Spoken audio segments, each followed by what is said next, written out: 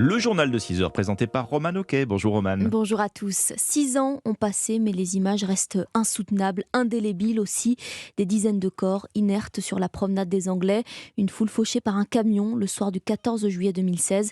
Le procès de l'attentat de Nice s'ouvre aujourd'hui. 86 morts, 318 blessés et des milliers de Niçois meurtris. Des habitants qui n'ont rien oublié de cette nuit d'horreur revendiquée par l'État islamique.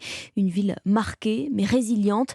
Ils ont confié leur témoignage à notre correspondant Frédéric Michel. Sur la promenade des Anglais, baignés de lumière, les habitants de Nice que j'ai rencontrés ont tous en tête le procès. C'est important pour les Niçois, oui, parce que ça nous touche. Dramatique ce qui est arrivé, il faut que ça soit sanctionné comme il faut, quoi. Faut pas oublier non plus, c'est un moment par où il faut passer. Celui qui a fait tout ça, il a été tué, mais il a bien été aidé. Et là, il faut marquer le coup.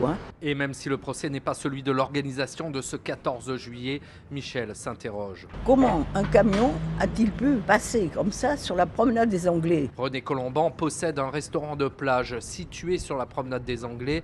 Le soir du drame, des dizaines de personnes se sont réfugiées dans son établissement. Lui a tout vécu de cette nuit d'horreur. C'est une scène de guerre, très dure à évacuer et à supporter.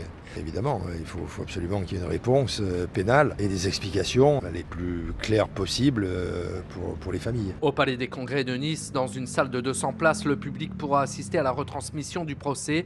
Les parties civiles, elles, disposeront d'une autre salle à l'écart, pouvant accueillir jusqu'à 500 personnes. Le reportage de notre correspondant Frédéric Michel que l'on retrouvera en direct dans le journal de 8 heures.